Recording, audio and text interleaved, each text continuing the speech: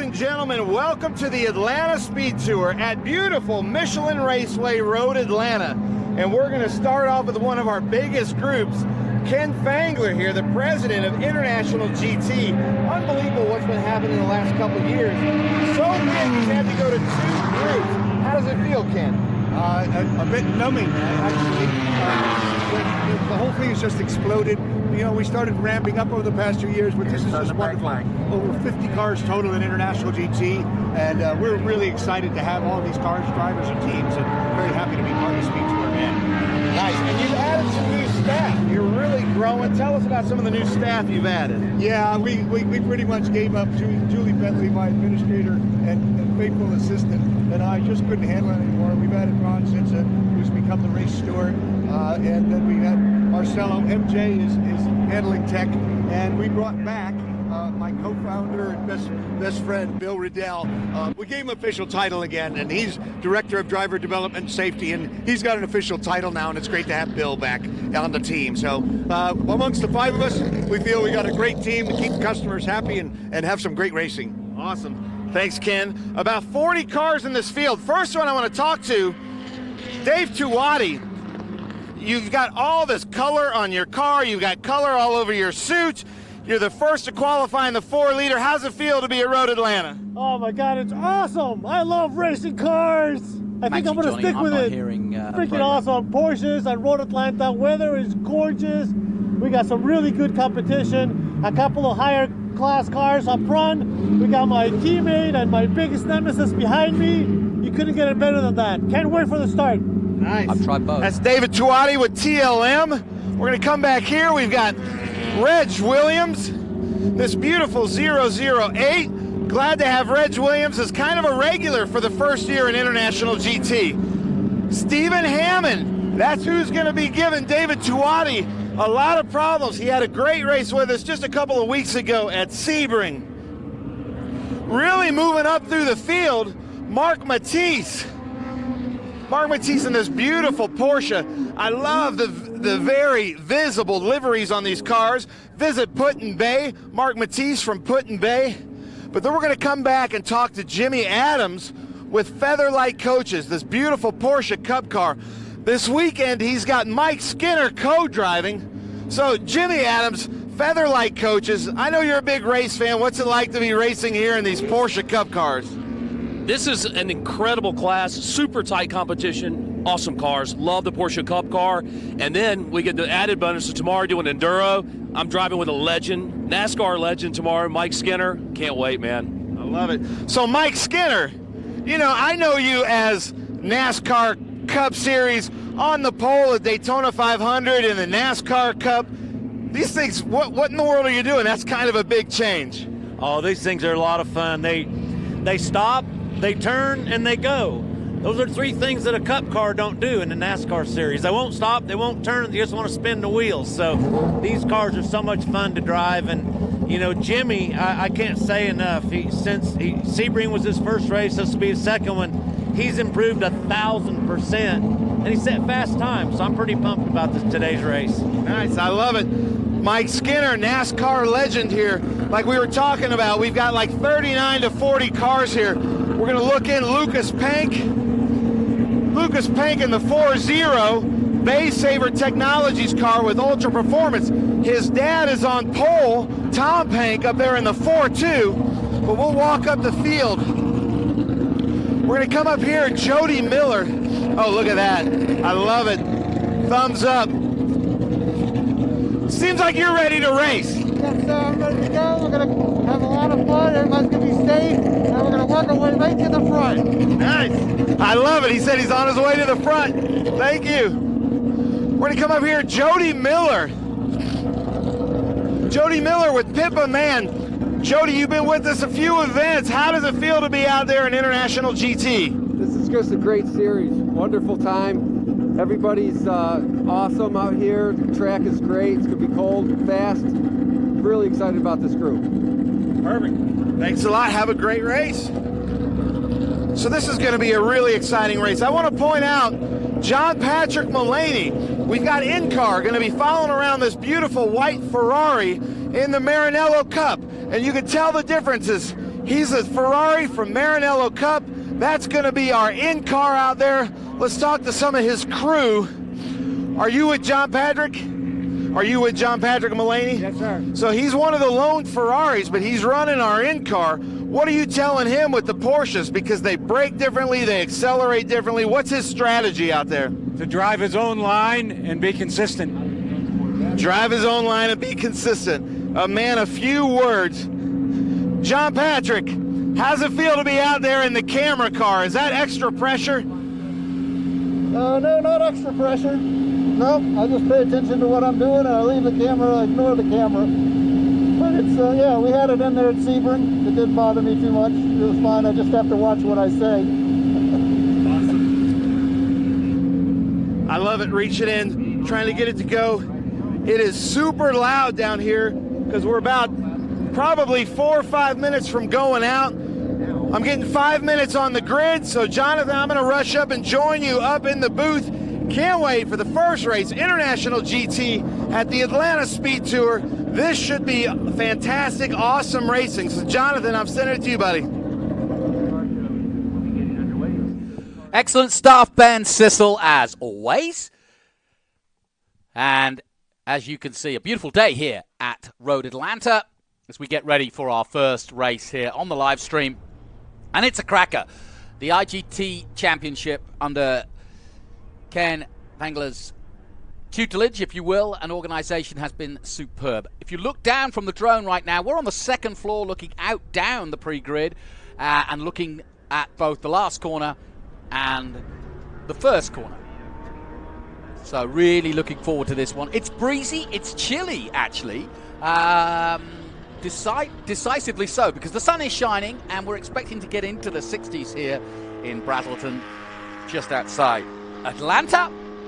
And we will do 2 pace laps for this huge field. As we look down, there's, as you can see in the bottom right, there's some show cars being shown off, and that's a nice view of the paddock there, which is our Trans Am paddock in the lower part, and then above there is the SVRA and IGT paddock. Talking of IGT, let me tell you about it. The Stuttgart Cup, as you saw, plenty of Porsches out there, and they are made in Stuttgart. So the Stuttgart Cayman Cup, and there is one of those cars. And we also have the Mission Foods GT3 Cup Championship, and that's for GT 3.6 litres, GT 3.8, GT4 and GT4R, as well as the exhibition. Then the Maranello Cup, like you heard from Ben, not a lot of Ferraris out there, but this is a championship open for Ferrari 360, Ferrari 430s, and Ferrari 458 and 458 GT. And last year here at Maranello, it really was a case of Pilgrim's Progress, because all 3 races were won by Andy Pilgrim.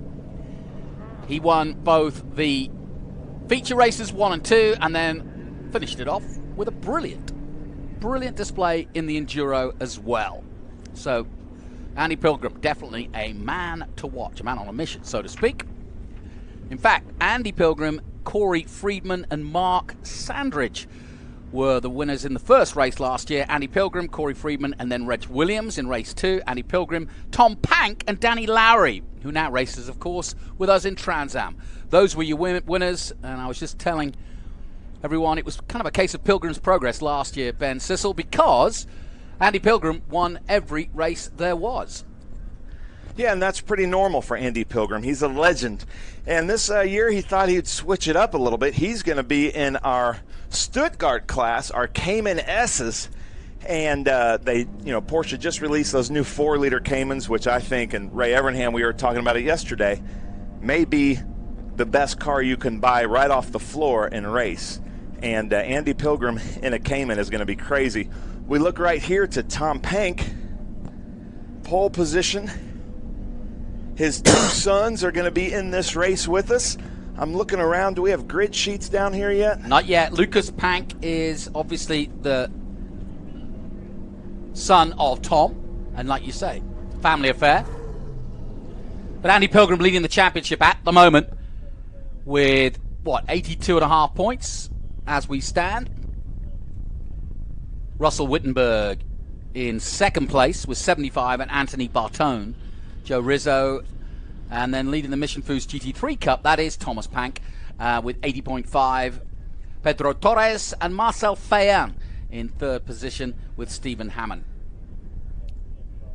Pretty breezy out there and quite chilly actually. Pace car heading out, our Honda Civic. It is. I'm trying to open up. We're getting an email. Sorry, ladies and gentlemen. Trying to open up these grid sheets, but there they go into Big Machine Vodka. Turn 1. There goes Dave Tuati, Reg Williams, Stephen Hammond, Mark Matisse. There's Juan Gonzalez with Mission Foods, Jimmy Adams, and I'm going to let you take it over. Keep announcing those. You've got that open there, Jonathan. Yeah, I got it here. Just to confirm, Tom Pank in pole, Corey Friedman, and they were first and second.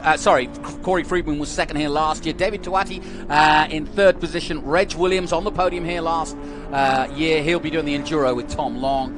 Stephen Hammond, as you mentioned, fifth there. Mark Mathis and Mike Skeen is entered for the Enduro. And, of course, Mike Skeen currently in TA2. Juan Gonzalez in seventh. And then Jimmy Adams, who you spoke to just a moment ago, the man from the Featherlight Coaches, is in 8th position. Not bad. Ooh, Reg Williams just takes out my Optima. What the heck? Brake marker. What's that all about? This is meant to be a siding lap, not a destroy lap. I don't know what happened. But now we have a great shot of those water bags that I used to weight down those brake markers, showing the drivers that they're not going to do any damage to the cars. But didn't want to show it that way. So Reg Williams, I don't know what happened there, but I tell you what, it is really cold outside, cold tires, and I think Reg Williams just wanted to make sure that he made our live stream. You reckon? That's very uncharacteristic of Reg Williams, one of our great drivers. He visits us, used to visit us just a few events a year, but it looks like he's doing the whole season, which it's great to have him out here in that 008. Yeah, and this is a good view from high above of the Braselton circuit, famous for its Petit Le Mans. So these cars very familiar with racing here in October. That's their big event. But this one is going to be a cracking way to start our weekend of SVRA and Trans Am Speed Tour. Now we do have 2 pace laps. Have you gone through the field, Jonathan? Not completely, no. Yeah, I got down to 10th if you want to pick it up. Let's go through the... I don't have it. Let's go through the field if you don't mind. Yeah, starting with then in pole position, Tom Pank in the 42. Corey Friedman in second. David Tuati in third in the number 68. Reg Williams, Tom Long. Stephen Hammond in fifth. Now we see what happened. He just... Yeah, weird. Just cold tires, yep. Then Mark Mathis and Mike Skeen. Juan Gonzalez in the 81 and 7th. Jimmy Adams 8th. Brady Berman in 9th. Jody Miller and Pippa Mann in 10th position. Juan Fayan in 11th. Brian Sisley in, is it Sisley? I'll get it right in a minute. Robert Wisen, Andrew Davis, Marcel Fayan in 14th. Ricardo Stewart Milne in 15th. Scott Dager in the number 39 in 16th. James Hammond in 17th in the 176. Lucas Pank, you mentioned him earlier, in 18th position in the number 40. And then Carlos Jose Miguel in 19th position. Stephen Dunn is 20th. Ben Johnston is 21st. John Patrick Mullaney, who you got a quick word with in that 4.58, is 22nd. Alejandro Pimentel in 23rd place. Alejandro Chawan in 24th. David Kuchuri in 25th. Javier Ripoll in 26th place. Tim Savage behind him in 27th. Bill Aaron, Thomas Ballister, and then Rob Metka. And further down, Tim Haynes, Norm Goldridge, Carmen Rapucci, Chris Lee in the 227, Albert Luskazik, and Stephen McClear. Nicholas Pank, the other Pank, that's 3 in all. 35th in the number 41, David Willens in 36th place in the 981. 902 is Jack and Phil Gilsdorf, and then Nicholas Karangelen.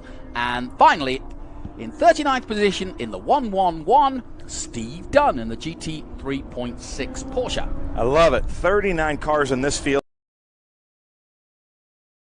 He's running exhibition there in that beautiful Alpha R8. he wouldn't be running an exhibition if we had Geronimo Guzman here and Juan Lopez Santini. Unfortunately, they're not here, but they have Audi R8s, but we need a certain amount to be running for points. But he's out here running, giving us a great show as they come down to green, Jonathan. Here we go, down the hill at Road Atlanta, and it's the all-green pole position man who leads them away. The green flag waves, 39 cars stream down the hill for the first time and head towards turn 1. Look at Corey Friedman looking ahead at Tom Pank now. Remember, these are cold tires, so they go side by side into turn 1. There's a good shot there, Lucas Pank. 40 as they come up as we ride on board here with Patrick Mullaney, John Patrick Mullaney in the 458 Ferrari Challenge car.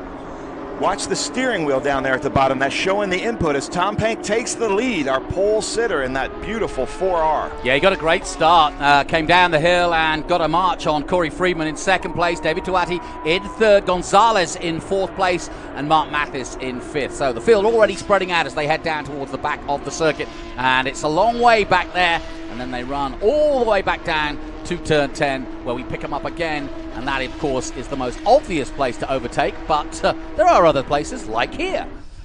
Yeah, Mission Foods turn 7 is a great place for overtaking. Turn 8, the turn that you see them on right now at the top left of your screen, is probably the most important turn because it sets you up for this long, twisty straightaway. Yeah. It's not quite straight, as you can see right there as we follow along with Juan Gonzalez, Mark Matisse, and then Stephen Hammond. I'm not sure what happened to Stephen Hammond to be starting back there. Stephen Hammond's in that 7-2. That's Mark Matisse there in that beautiful white 7-7. Coming up the hill under the bridge. Under the bridge, he's going for an overtake. Ooh, he got blocked there, though. And he has to sit back and wait for it. Lovely shot from the drone as they head down past our commentary position. But now comes the Martini car again, looking for a way past at turn 1 this time in the 72. Can't quite do it again. So this is good racing between the two of them. And this is a battle for, what, 6th place at the moment? Yeah. Yeah, and that's Jimmy Adams right behind him. He's the front of the field in the 3.8 with Featherlight Coaches and Steve Hammond in that 4-liter. Mark Matisse in the 4.1. That's basically leader. And then here comes Juan Gonzalez ahead of them coming into Mission Foods turn 7. Yeah, and 10 points for a win, and you've got in terms of a championship of 10 races, you've got to compete in 6 to be able to go for the championship. So any of those 6 points, any of those 6 races count towards the championship. And like we said, 3 different championships: the Stuttgart, the Maranello, and the Mission Foods GT3 Cup. So we're on board with our Fixie Wheels camera. Ooh, nice move. John Patrick Mullaney, great move there into Mission Foods turn 7. But look at the steering wheel and the input that he is giving, and the telemetry there inside the speedometer. Lots of data showing us. And watch his hands. He looks perfectly relaxed. So Steve Hammond on the inside of Mark Matisse, Jonathan. Finally does it at 10A. That's the classic overtake here at Road Atlanta before going up the hill and under the bridge. And he does it with aplomb. And 14 minutes to go. And at the moment, on the march, Stephen Hammond in that all-red 72. So look for him to start moving up as they come into Big Machine Vodka, Spike Coolers turn 1 as we focus in. There's Jimmy Adams with Featherlight Coaches 343 in a 3.8 liter, showing these 4.1 liters his fast line around the track. Yeah, currently in 7th position. Just 10 seconds off the lead. It spread out quickly. That's what surprised me after only just 3 laps. Look at how quickly the field has spread out all the way down to 10th place, 15 seconds between them. It's a cold day here at Michelin Raceway Road Atlanta, so that means for some cold tires, look for them to start improving on their times on these Pirelli P0s. But what a great field of cars here. As they come in here to Mission Foods turn 7, there's Jody. Here's another one of our Maranello Cup competitors. Ken Fengler is going to be joining us here in the booth in a little bit. But, Jonathan, this is really turning out to be a great race throughout the field. Yeah, it's spreading out, like I said, but we've got some good little pockets of racing throughout. Tom Pank starting to pull ahead. He's got a 1.9 second lead over Corey Friedman. They were both very good here last year, and I think I can tell by the excitement of you talking to all of them. It sounds like they've been locked up for a couple of years waiting to go racing. Ken's joining us now, and I'm sure he's got some bit of update or stories for us. What's happening, Ken? Well, I'm just happy to be here, happy to be part of the Speed Tour event, and with International GT. be careful what you wish for, as I've said a number of times. You know, here we are, you know, we had 40-something cars and we're 50-something this year, 2 groups, and some great racing. We look for a fantastic race this afternoon, this morning, and tomorrow. So a great weekend here. And now watch for Stephen Hammond, the car here in front of Juan Gonzalez in that Mission Foods car. Steve Hammond and Dave Tuati, both with TLM, gave us some great shows at Sebring. So look for Stephen Hammond to try to hunt down that bright orange 4-liter of Dave Tuati. As we look there, there's Juan Gonzalez coming into Mission Foods. But I'm really impressed, Ken, with is that Lucas? It's one of the Pank boys. I think that's Lucas Pank there. Well, he's beached it, and that's at 10A, I think. I believe so. Well, that'll be Super Late that's getting that shot, and I think, yeah, that's Lucas Pank in the 40, sadly. 10A is really tough to get right, especially on cold tires, on a cold track. I got a feeling that's going to bring out the double yellow and a caution. See, they're coming into 10A here, hard on the brakes, hard left turn to a right turn. There's Lucas here. We're seeing a replay. Yeah, there you go. I think, yeah, he ran out of road, didn't he? Classic problem. You're coming downhill, you're braking heavily, like you say, potential of cold tires, and out he goes. And that will, I think, I'm going to check, but yes, the caution is out. So we're under caution here. And I was looking at the film. It looked like he went way wide right. Might have been a little bit of a brake failure because he went into the grass and then into the gravel. And if you've that kitty litter, it's like the runaway truck ramps in the mountains. It will just suck the car in, and even if he was completely out of brakes, that will stop you pretty quick. It's going to make for some curved ultra performance. It's going to make for a bad afternoon for him to have to clean up all that gravel. But Ken, these huge fields that we're seeing in International GT, it is so much fun. This has to make you and Julie feel really proud. Yeah, it's quite a long ways from when Bill Riddell and I started this with an idea, 9 years ago.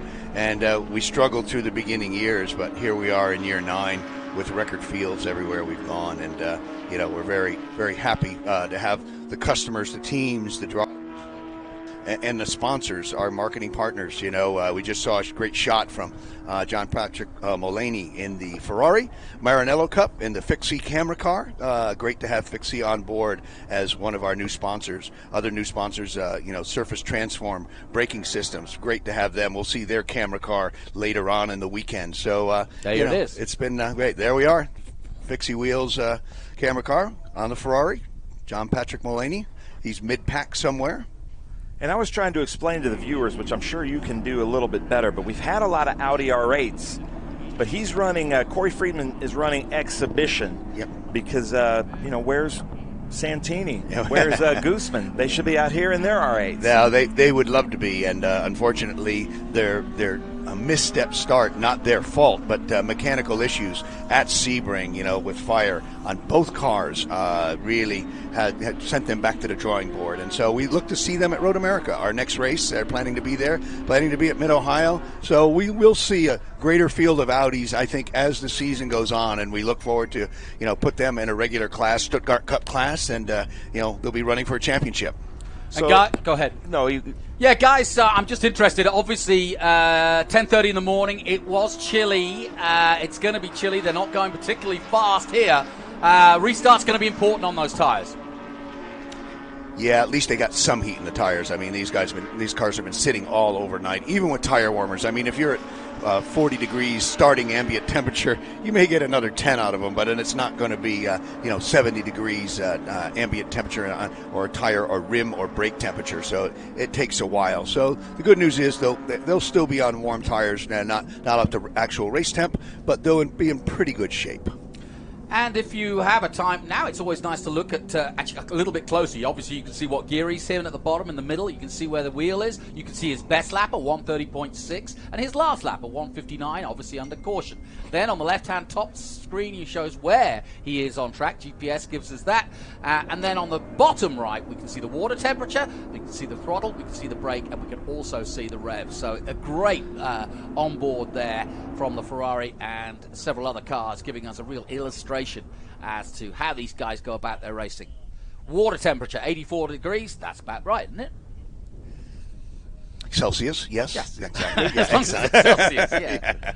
Yeah. Heading down towards two very important corners. I stood on this corner yesterday. I hadn't realized how quickly you're on the power here, mid-corner, to just a blip before you head into a much tighter turn. But this, I think, is the key corner to Road Atlanta, getting out of this and onto the back straight. Yeah, and there just never seems to be enough track on the outside. No. They add curbing and add this, and it seems you're always close to the dirt. And I think if you watch the replay of Lucas, I think what you might have happened there is that he got too close to the edge of the track, and when he got on the brake, all right, just an inch over there, and that difference didn't have the stopping power, and it hooked right and it sent him straight. He realized that he didn't have the stopping power to get slowed down to turn in towards the apex, because you see he just went straight. But the car, I think he was way out on the edge and just probably an inch over too far.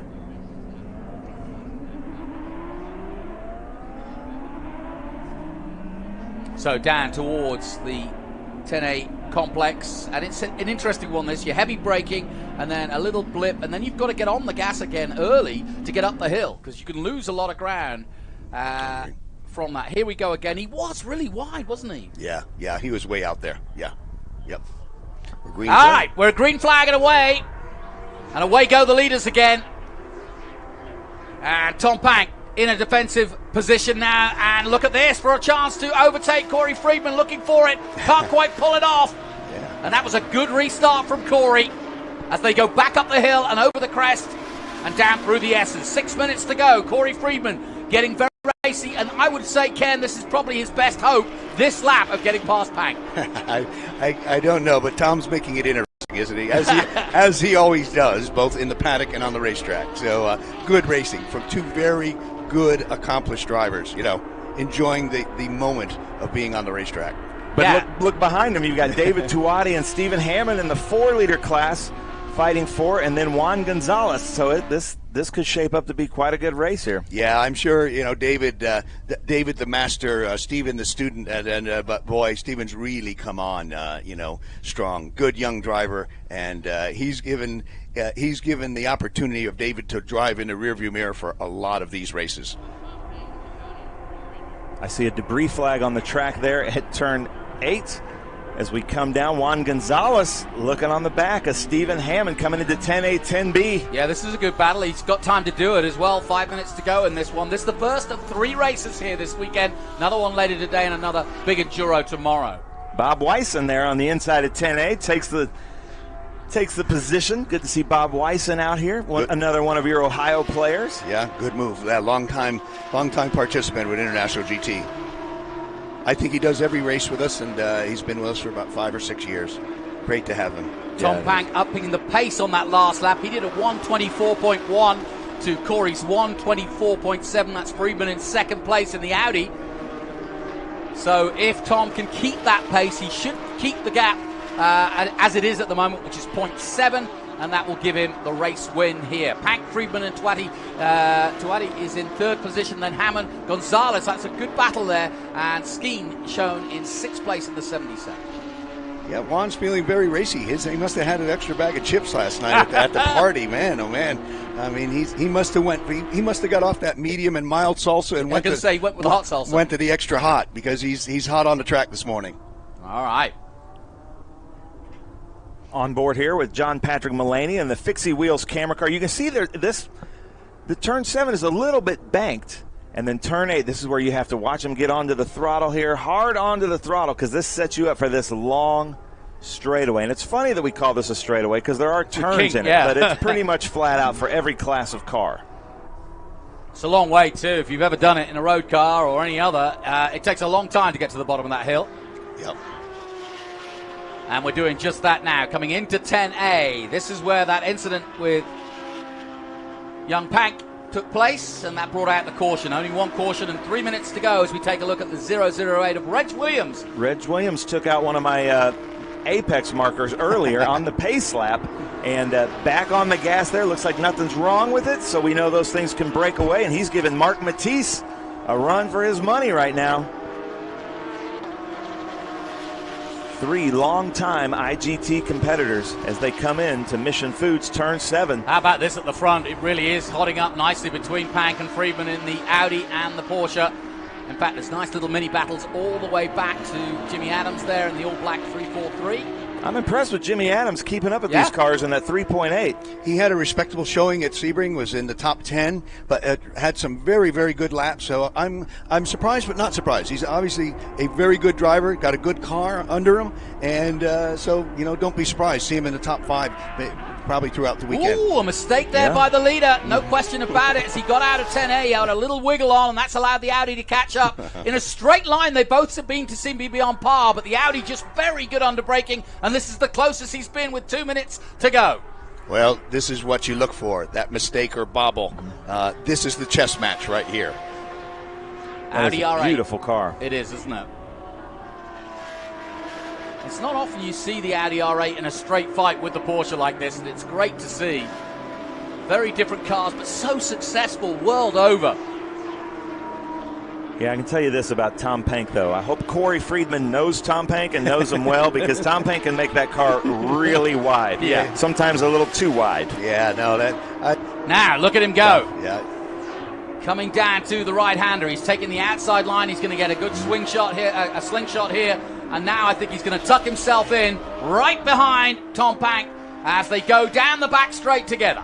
Yeah, he should have the advantage with the draft here as we follow along this fixie wheels. Look at these S's here. This is really tough to get right downhill. Cold tires, or cold atmosphere, I guess. Maybe their tires have heated up. Then back up. Great in-cars from fixie wheels, and here they come. This is it. Chance for an overtake for the lead. Here comes the Audi. Looks to the inside. Can't quite do it. Pank holds on. And there's still time as they come towards the line again and down the hill under the bridge. And now he's going to have to build again. But it's pretty close between these two as they head down towards the Big Machine Spike Coolers Turn 1. I think Corey's playing a little chess here, Ken. Knowing Corey and he knows Tom Pank pretty well, he's going to try to set that up, I think, at turn 8. He's going to stay right behind him, take that different line. He takes a wide late apex at turn 7, set him up for turn 8, try to get the draft, and take him at turn 10A. That's what he did last time. I mean, you're absolutely right. I think you've got it nailed. Stay tuned. Yeah. Pank, though, very good through the S's here. And this is where he's building that gap, and he gets very close. This is the area you're talking about at the end of this part as he comes into 7. You can see that wide line. Late apex there. And ladies and gentlemen, we were talking about him running an exhibition. Exhibition on paper. As soon as they get on track, there's no exhibition class for the overall win. No. It's just racing. Yeah, it's the car in front of you. Or in Tom's case, behind you. Yes. So the clock ticking down on this cracking race here, race 1 of 3. And here they come, down towards 10A. And actually, Pank done a good job of getting the gap in. And that really doesn't give Friedman real chances to overtake, does it? No. Tom's going to have to make a mistake for Friedman to have a chance. Yep. And there is the checkered flag, and the all green and blue of Tom Pank takes the victory in the number 42, ahead of Corey Friedman in the 014. Tawadi comes across the line in 3rd in the 68, and Hamann in 4th in the number 72. Gonzalez, a good result in 5th, and Skeen rounds out the top 6. Good race once we got Lucas out of the kitty litter. Was good, good start to the weekend. I think those guys could be proud of the race they just ran. They did a good job. Yeah, and we hate to see incidents at all in International GT, but single car incidents, I know that's what you're looking for if there isn't a mishap like that. And knowing Ultra Performance and Kurt over there, they're going to get that car back out for the next session. Yep. Well, they know one thing. They don't have to do too much to Tom's car, to Dad's car on this one. Yeah, exactly. Just polish it. Yeah, he's got the steed ready to run. There's our fixie in-car camera wheel car. It is the Ferrari of John Patrick Mullaney. I'd like to thank all our sponsors, Mission Foods, Sunoco Race Fuels, Interlaken, Pirelli. Yeah, and that car finishing 20th overall. Any real surprises? I don't think so. I don't know. I'll have to look down through the grid. It's such a large grid. I know. I used to be easy. I had it on 1 sheet. Now it goes to 2 sheets, and I'm going to be running out of here and get to the grid. Juan Gonzalez, 7th overall. Well, as long as you're not 3 sheets. Right, yeah. That's here in this wind. That's to the wind, yes, right. Yeah. We're here all week. Anyway, Great result for Tom Pank. Sadly, his son not making it, causing a little bit of drama going into the gravel there and causing the caution, the one and only caution. But a good race, and we've seen some nice views from the 458 challenge car. Gentlemen, I'm going to say farewell for the moment. Yep. I'm going to head down to the grid for the next race, and great start to the weekend. Yeah, we look forward. This would be fantastic. So everyone out there watching, I hope they enjoyed this, and stay tuned because SVRA, Trans Am, IGT, all coming up all this weekend. And thanks, and we look forward to seeing you throughout the Saturday and Sunday. Pleasure to have you on board. Thanks, Ken. And like he says, there'll be another feature race coming up today for the IGT. My thanks also, of course, to Ben Sissel. So we'll take a short break here as everybody else does the same. We'll be right back from Road Atlanta. Stay with us. Hungry for SVRA action? Well, the best way to enjoy classic auto racing is with a delicious classic from Mission Foods. Green flag your race-watching snacks with Mission's mouth-watering race day recipes. Try some of our tasty tacos, piled high nachos, fresh chips with guac, and more. So gear up your ride and fuel up those stomachs with delicious Mission Foods. Now that's too fast, too tasty.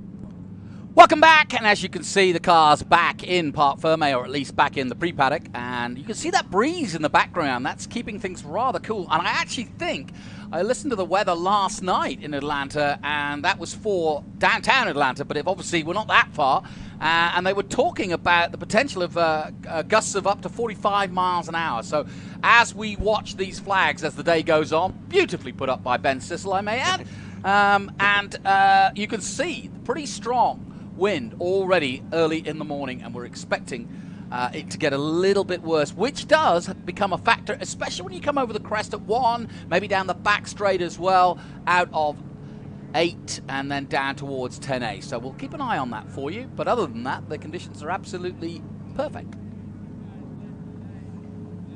All right, well, thank you. This is a crazy group here. We were talking about International GT expanding. That's the 427. Anthony Bartoni, we saw Andy Pilgrim up there in the number 4. This is a continuation of International GT, and if you've been following along, Porsche has released these 4-liter Caymans that are just monsters. We're looking at the Caymans that are 3.8s. Thomas Kopczynski is running Exhibition in the 520 right here in this green car. Community Beer Works in the Stuttgart Cup. But this is Group 6, Group 12, and Cayman, which if you follow along with SVRA, that's a kind of a crazy group. So, Scott, if you don't mind, explain what Group 6 is. Well, Group 6 is going to be the combination of a large and small bore. It is 12B. That's Group 6 is the Trans Am cars and big bore cars, and we have a big bore car, Scott Borchetta, that is going for his 26th straight win coming up on this feature race. Yeah, so to have these modern Porsches that have some of the brake assist, driver aids, modern technology in these beautiful GT sports cars, racing against 50, 60-year-old American muscle cars, that is going to be quite a combination, because Scott Borchetta's out there in a 1969 Chevrolet Corvette, and these are 2019, 2020 Porsche Caymans. So we're going to see, this is going to be definitely a battle of handling versus horsepower as we look there at the Fixie Wheels camera here in this RS1. Beautiful Porsche. I believe that's Joe Rizzo and Spencer Pompelli in that 3.8 Cayman. And then those two Porsche Caymans that you're talking about at the top of the show, that is Andy Pilgrim and his student, Anthony Bartone. It is Andy Pilgrim who has joined up with Anthony Bartone and kind of mentoring him. And Bartone has been a very good student here at Road Atlanta. They've been the top 2 times and top 2 drivers in the Cayman class. Yeah, Andy Pilgrim, who was with us the last 2 years in International GT in the Maranello Cup in a red Ferrari, driving for Ski Autosports, now is going to be with us in this Cayman 3.8. And this is going to be a really fun race to watch. Now, we are going to do a split start with the Caymans. They'll be up front, followed by our Group 12. So I believe that number 4-8 there should be Tony Ave, a Trans Am champion, a snowmobile champion, snowmobile racing champion, many-time SCCA national championship winner. And then there is a red Ferrari there. That is the Chris Hall 2000 Ferrari 360 Challenge. These are both Group 12 cars. So Group 12 cars are cars that are basically 72 or newer, usually over 3 liter, and there is the one of Scott Borchetta. He's wearing the one because he is our champion in Group 6 last year. I don't mean to put out the commentator's curse, but that car, we think, hasn't lost since 2000, not lost, but hasn't gotten anything but first place since 2019.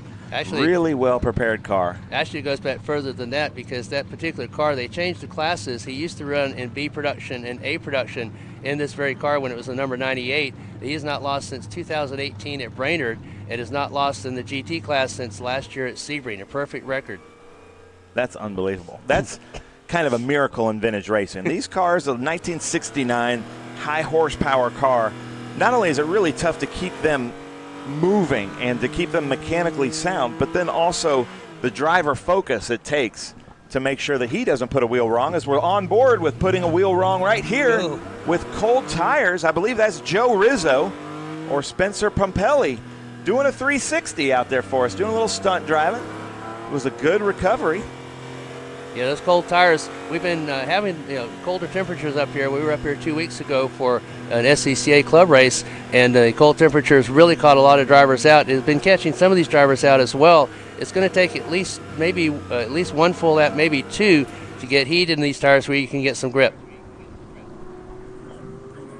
Yeah, these Pirelli P0s, fantastic tires, but they recommend that you start out on such low temperatures. I was talking to Butch Leitzinger about this. Butch helps out with Juan Gonzalez, and they had tire warmers on their car. So I asked him if it really makes a difference, and he says with these conditions it especially does, because you have to run the tires at such low pressures that when they heat up, they get to normal operating pressures. The first couple laps are really treacherous, but if you have tire warmers, you don't have to do that so much, and that's why we saw Juan Gonzalez really jump out in today's earlier race just a couple of minutes ago.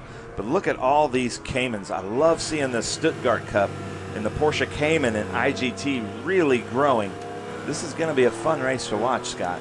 Yeah, William Wachs, who has been the defending series champion for the Stuttgart Cup for many years, he's not here this weekend, but we have a good field that is, again, Andy Pilgrim and Anthony Bartone. Pilgrim had an undefeated season last year in Maranello Cup as he won 21 straight races in that Ski Autosports Ferrari, and he's looking to hopefully make that streak in the Caymans as well. But a lot more competition here in the Caymans than he had in the Ferrari F488 that he ran last year. So what we're talking about in a split start, if this is your first time joining us, and please feel free to leave comments, questions on our Facebook or YouTube. We will be monitoring that throughout the day. But a split start, so we put all the Caymans up front, and then we tell the leaders, Tony Ave and Chris Hall, to put a gap between them. So there'll be 2 green flags as they come through. There's going to be 2 pace laps. So let's run through the field, starting in first position, Andy Pilgrim in a 2019 Porsche Cayman.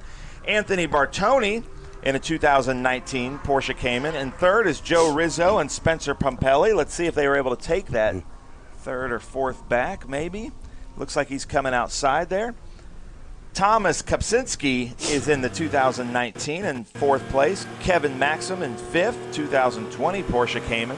Al Lasorte in a 2020 Porsche Cayman. Maria Mejia in a 2020 Porsche Cayman. Thomas Begoni in a 2019 Porsche Cayman. In ninth is Steve Denton, 2016 Porsche Cayman. And Russell Wittenberg in 10th is our last 2009 Porsche Cayman in the Stuttgart Cup split start. Then in 12 and 6, it's Tony Ave in a 1996 Nissan 350Z.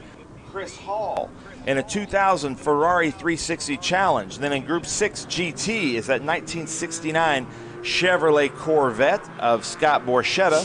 Followed in our third Group 12 Dodge Viper 2010 Jerry Robinson. Neville Agas is a Group 12 1994 Ford Mustang Saline. Renee Tersilla 2017 Ford Mustang FP350S, beautiful Shelby.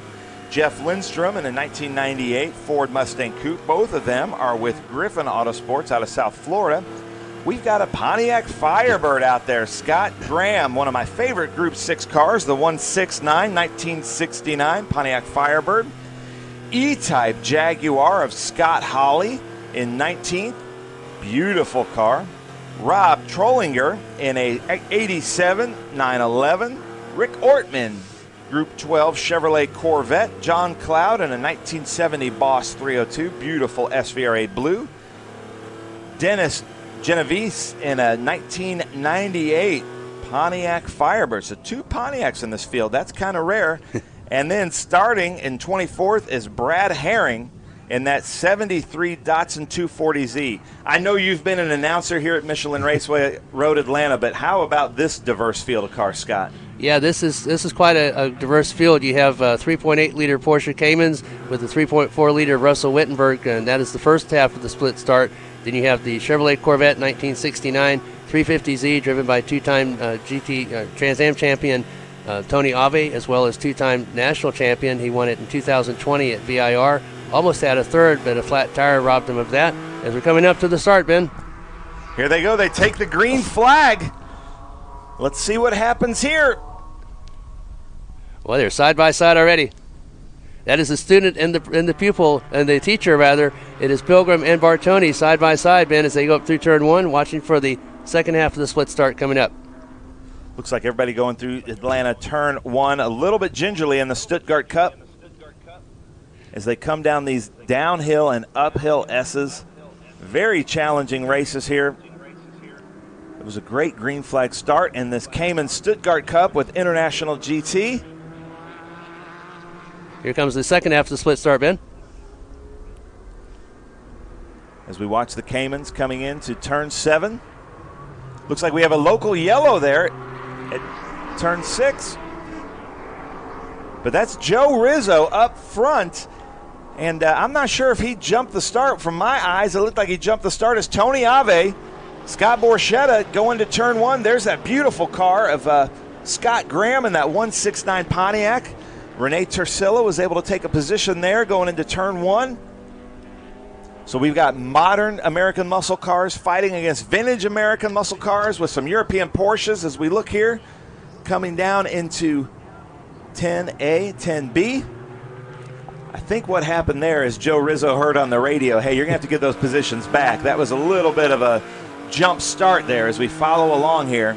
Yeah, Rizzo's already having an adventuresome race so far, isn't he, Ben? Yeah, yes. On the cold tires on the warm-up lap as we follow along here with the fight between Anthony Bartoni and Andy Pilgrim up front.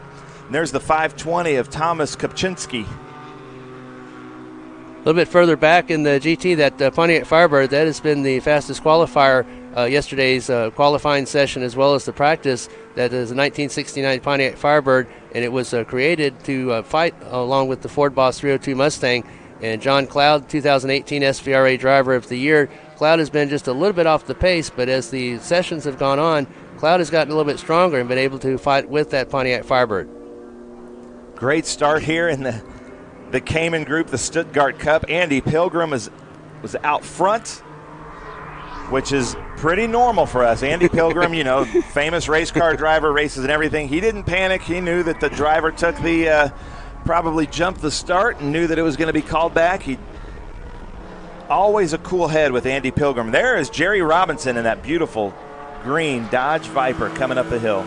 Yeah, that's a 2010 Dodge Viper. This is a Dodge Viper that was, I believe, the 4th generation of the Viper, 2008 through 2010.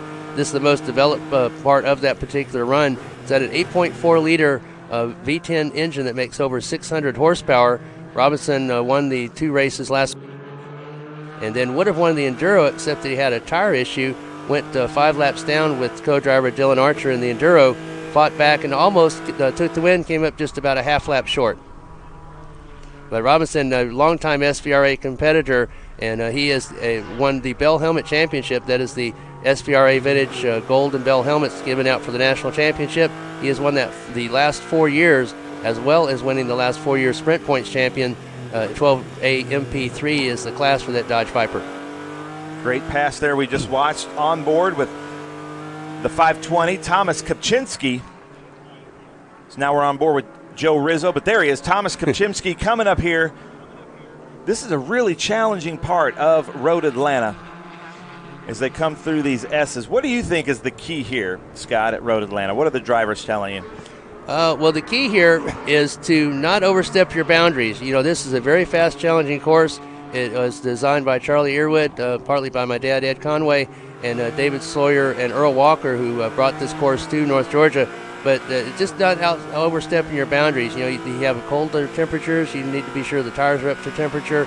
It's a very fast course. There's not a lot of runoff room if you do go off course. The key turn here is probably turn number 7. That is the slowest turn at Mission Raceway Road Atlanta, but also the most important because it leads onto that long back straightaway, and you go up and down through some elevation changes and get into that hard braking area 10A and 10B.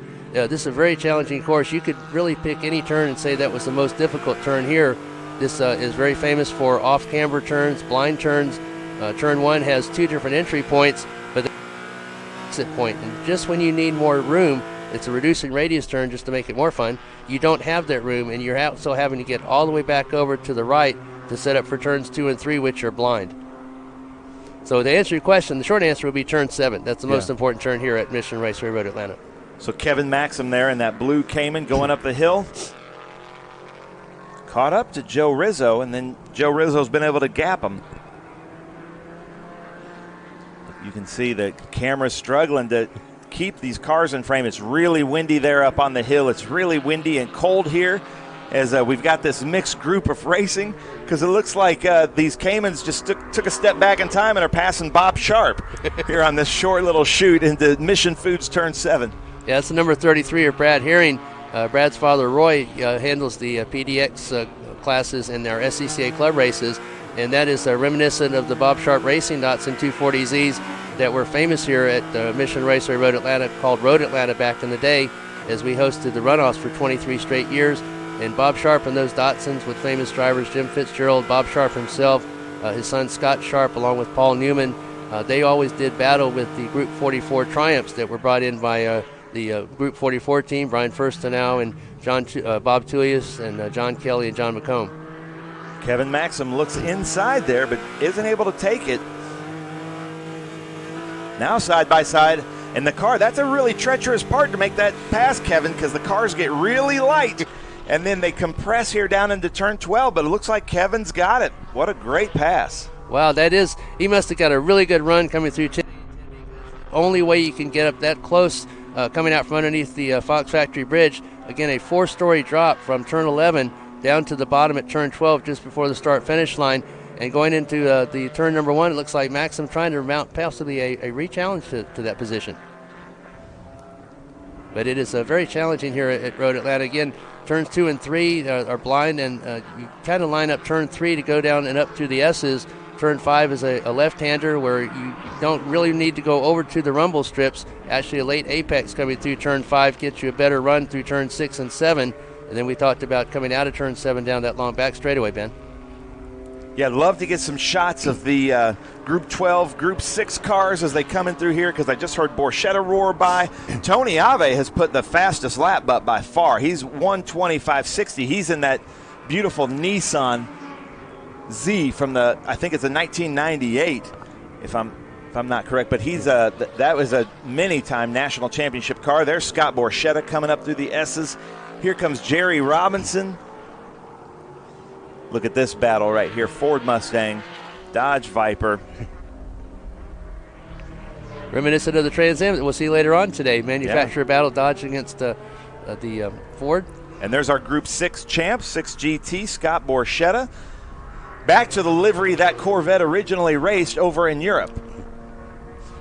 Yeah, I got used to looking at it. It's a 98. And when we got to Sebring, it was number 1. I thought, is that the same car? And it was. It just different livery.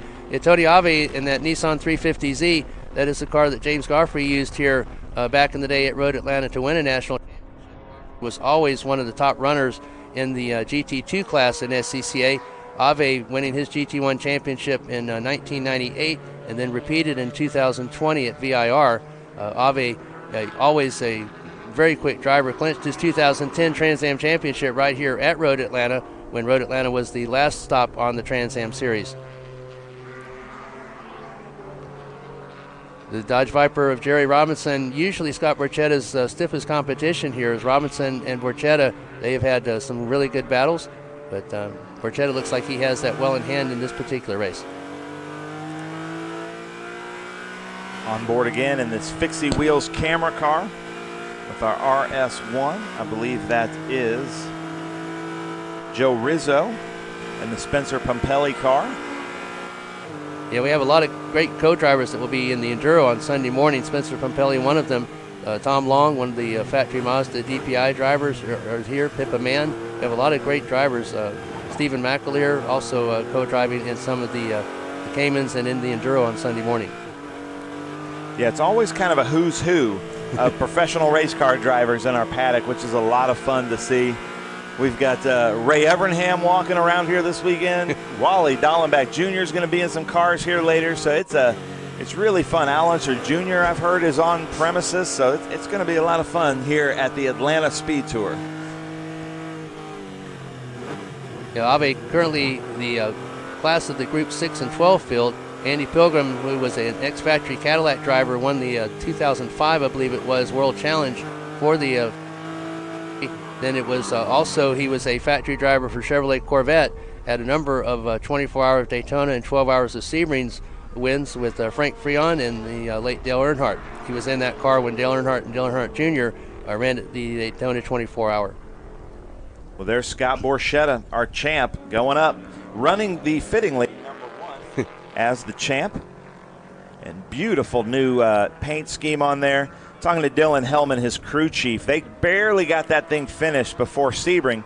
And I even asked him, I said, well, are you nervous? Because they took it completely apart, put it back together. The paint was still drying on the trailer on their way to Sebring, and he finished and won every race at Sebring, which is amazing. I don't even think Greenwood could make such a reliable Corvette with that much power. No, legendary John Greenwood Corvettes were always famous for their horsepower. But Borchetta, I've only seen one mechanical problem Borchetta has ever had, and that was in an Enduro at Lime Rock last year. But other than that, that Corvette has been extremely reliable. In 1969, they replaced the 327 cubic inch engine with the 350, and I believe that's what Borchetta is running in there. Also had the Z01 aluminum engine that came out that year.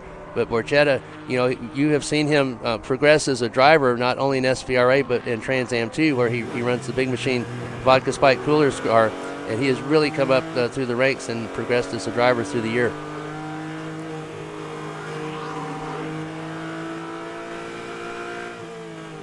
A little bit further back is Scott Hawley in one of those Jaguars. That is a B production entry in 1963 Jaguar for Scott Hawley.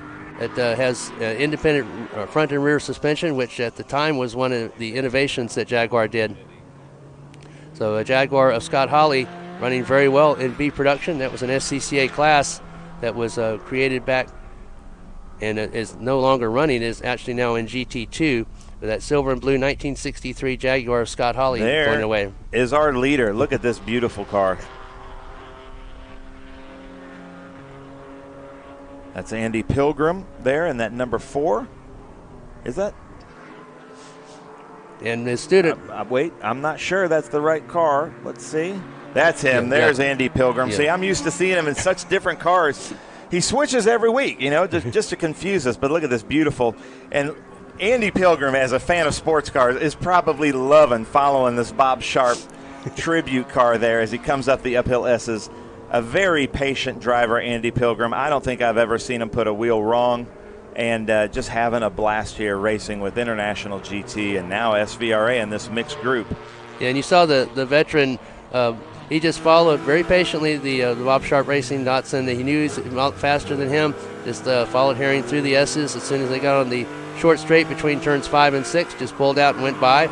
Again, a veteran race driver. Some drivers are not that patient, or they think they can get by, and turn 5, part of the S's, is not the place to do that at all. Yeah, Pilgrim and his student Bartoni are doing very well, as Pilgrim and Bartoni have been the fastest 2 drivers through the test sessions, practice, and qualifying. And Bartoni in the Porsche Cayman learning very well from Andy Pilgrim, a great driver coach. And that's what a lot of these professional co-drivers are. They're not only just co-driving in the particular car that they're entered in, but they're actually coaching the driver that they're co-driving with, and that's making them better. It's bringing them up quality track time, and doing a great service for International GT and for SVRA as well. Yeah, this is just so much fun. I was, to be honest, coming in and hearing about this, the Cayman group running with the SVRA cars, I didn't know how I felt about it, but now seeing what I see, this has been a lot of fun to see this mixed group racing. That's what sports car racing is, different classes. Every car has its strengths and weaknesses. I haven't seen too many weaknesses with these Stuttgart Caymans yet, but really impressed with all the driving throughout the field. Tony Ave, I got to give it up for Tony Ave, a good friend of mine and yours from the Trans Am series. Races and everything. He just has a lot of fun. And it's neat to see him back in the SVRA paddock instead of the Trans Am paddock out there with this beautiful 300ZX. And there's Jeff Lindstrom with Griffin Autosports and the 427 of Anthony Bartoni. Out braking the Mustang, which it should do, and now let's see if Lindstrom can drag him down the straight. Yeah, the Porsche brakes are legendary in motor racing, both in Europe and here in the United States, but when it comes to horsepower, hard to beat that Ford Mustang 5-liter engine in Jeff Lindstrom's car. Lindstrom used to run in GT. He won the Bell Helmet Championship in 2020, but has switched over to the Group 12 MP2 class for this year. But it should be the horsepower of the Ford Mustang. But now when they get down to turn 10A and 10B, that's going to be where the braking of the Porsche and the handling of the Porsche should come in to stay there.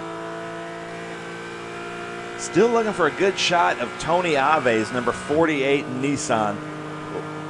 Can't wait to see that. Yeah, again, James Goffrey, who drove that car for years in GT2 and SCCA Club Racing, I'm sure he's glad to see it out front where it was in SCCA. Look at that. There you go. New Nissan versus Datsun. Same company. Name change right after that Bob Sharp car. There is our leader in Group 12. Talk about a GT car. Tony Ave coming up with Rene Tursilla there. That's a crazy pass there, Tony Ave, but you know. It is for some drivers, not for him. Not for Tony Ave. Look at this. Yeah, Ave has beautiful shots there. Ave has a lot of laps around Mission Raceway at Atlanta. If there's a part of this track that he doesn't know, I'd be very surprised, because he was back here again 2010 and 2011, his championship years, and then he was also a part of Doug Peterson's championship year as he ran an Ave Corvette along with Tony in the Trans Am Series. Rene Tursilla there. Beautiful new Shelby with Griffin Autosports. And it's lots of fun seeing the crossover between the SVRA paddock and the Trans Am paddock. So Billy Griffin in Trans Am runs Griffin Autosports with our SVRA driver. So just a lot of fun here. Yeah, he was really disappointed last year. He had an off here at Road Atlanta at last year's Trans Am. So there was the checker flag. Andy Pilgrim took the checker flag here at Michelin Raceway Road Atlanta. Another race win for Andy Pilgrim. So excited to have Andy with us in the Caymans this year. And, I wouldn't be surprised if the Porsche guys are calling Andy for a little R&D. I don't think they could get better R&D than Andy Pilgrim out there driving their products.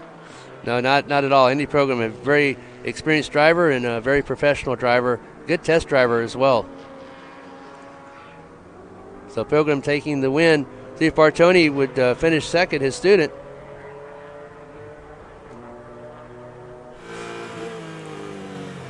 Looking for Ave and Borchetta to come through. Ave, who was the leader in what we'll call the SVRA GT portion of this particular race bin. And Ave and Borchetta, this will make his 26th straight win. He'll go for number 27 tomorrow in the feature race. Again, he is going to put that race streak on the line tomorrow, able to defend it and able to continue it today. That's got to be a record in vintage racing, because that's in a row. That's consecutive race wins. I can't think of a time anybody's even gotten close to that in the last 12 to 15 years. Yeah, I could not find anybody that was, 3, 4, 5 race wins in a row. That's really something in vintage racing, as you know, because of the competition and because of the years of the cars. But 26 and now hopefully maybe 27 tomorrow, that's just incredible. That's unheard of. That's crazy. There's that Scott Graham car as they come down here on the cool down lap. Yeah, 1969 Pontiac Firebird. I believe he took the win over John Cloud in the Ford Boss 302 as Pontiac taking the first feature race win here over the Ford of John Cloud, our 2018 Driver of the Year.